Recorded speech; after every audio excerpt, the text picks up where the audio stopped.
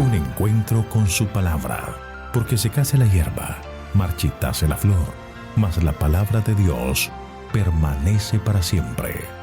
Con ustedes, el doctor José Ricardo Arias Quintero.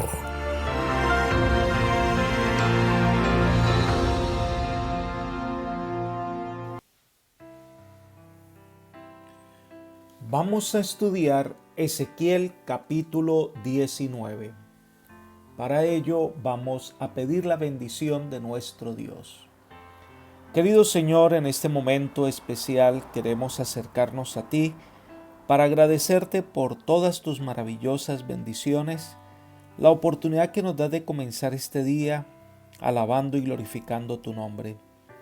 Pedímoste en este momento que derrames tu gracia sobre nosotros al abrir tu palabra, que el Espíritu Santo nos enseñe y nos ayude a entender el mensaje que tienes para nosotros hoy en el estudio del libro de Ezequiel. Gracias, Señor, por escucharnos y otorgarnos tu bendición, pues lo pedimos todo en el nombre de Jesús. Amén. El capítulo 19 de Ezequiel es el lamento sobre la caída de la monarquía en Judá. Dios les hizo el llamado al arrepentimiento, pero ellos no aceptaron ese llamado. Entonces ahora Judá es desarraigada y desolada y llevada cautiva. Este capítulo fue escrito en forma poética y es dividido en tres partes. La primera parte es una lamentación por los príncipes de Israel por medio de la parábola de los cachorros de león capturados y encerrados. Lo podemos leer en los versículos 1 al 9. Para ello vamos a comenzar con los versículos 1 al 3. Dice: Entona tú un lamento por los gobernantes de Israel y di: ¿qué madre la tuya? Era una leona en medio de los leones, tendida entre los leoncillos, criaba sus cachorros. Enalteció a uno de sus cachorros, el cual se hizo león, aprendió a arrebatar la presa y devoró hombres. El Señor le pide a Ezequiel que levante tú esta lamentación sobre los príncipes de Israel. Es el momento de hacer un canto de duelo por los príncipes o reyes últimos que gobernaron a Israel antes de su caída estrepitosa. En este caso se refiere a Joacás, Joaquín y como el colapso de la dinastía de David representada por Sedequías, reyes que sufrieron el rigor del invasor. El otro aspecto es que la leona que se echó entre los leones es una representación de Judá como nación y Jerusalén como la capital. El echarse entre los leones representa a Judá como nación entre las naciones de la tierra, una nación admirada y respetada por los demás. El primer cachorro que toma la leona es el rey Joacás, hijo de Josías. Este rey no aprendió nada de su padre, hizo lo contrario, caminó en contra de los mandatos de Dios, por eso se dice que hizo lo malo ante los ojos de Dios, además que se lo describe como aquel que va a devorar a seres humanos.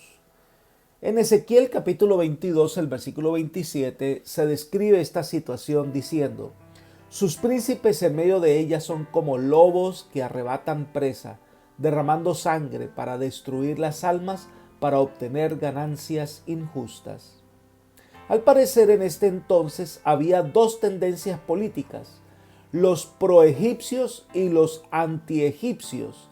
En esta oportunidad ganaron los últimos y Joacás llegó a ser rey por encima de su hermano, que era el verdadero heredero natural del trono.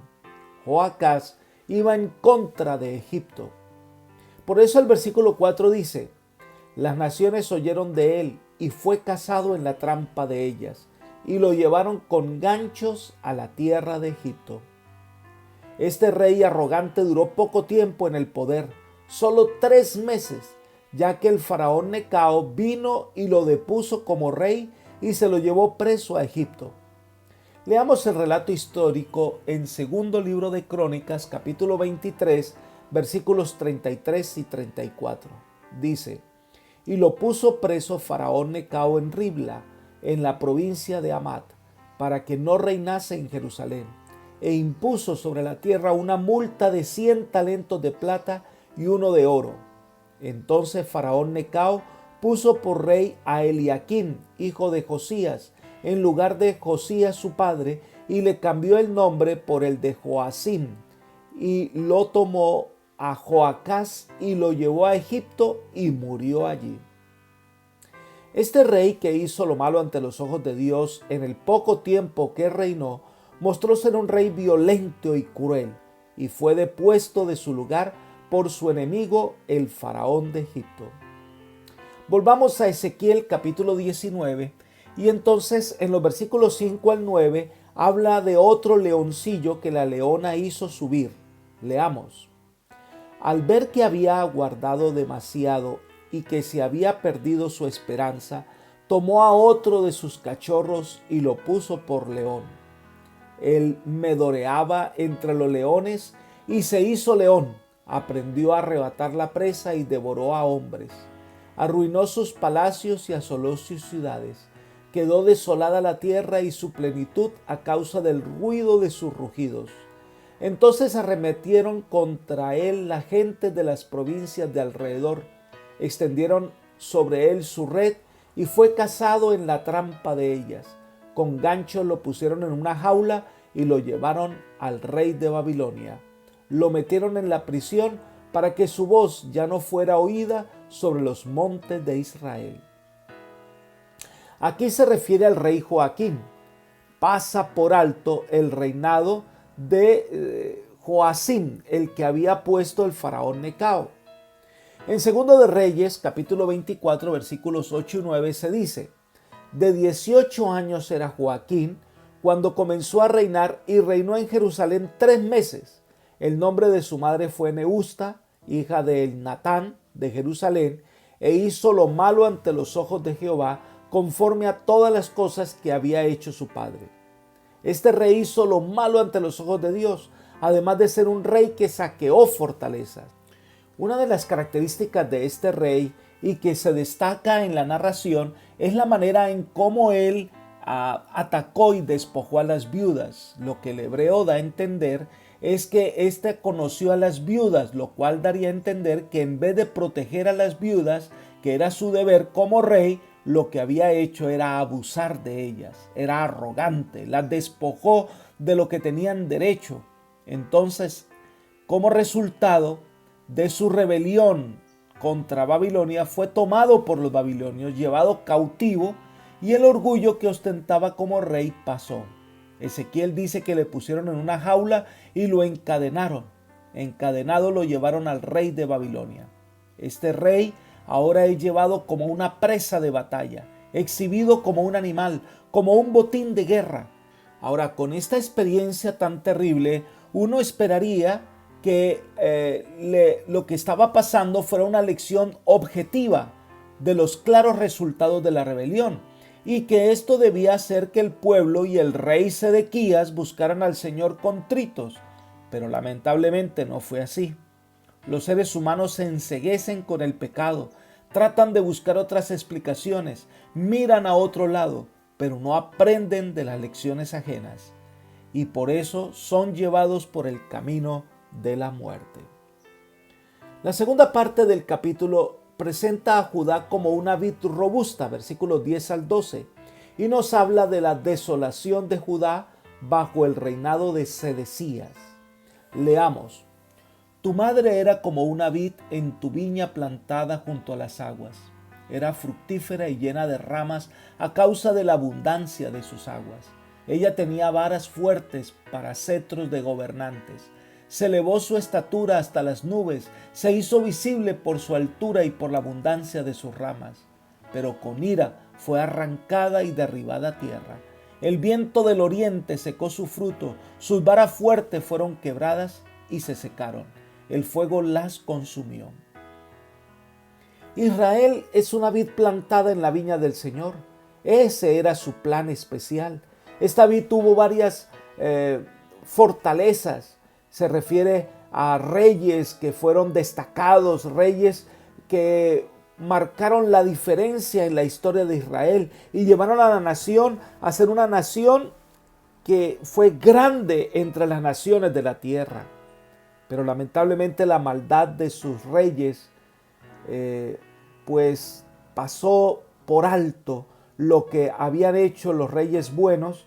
Todo fue puesto en el olvido y esta vid que llegó a ser la columna que Dios quería para el mundo se degeneró, y entonces se muestra que esta vid fue arrancada con ira, fue derribada a tierra como consecuencia de su rebelión, de su pecado, de su abandono de Dios.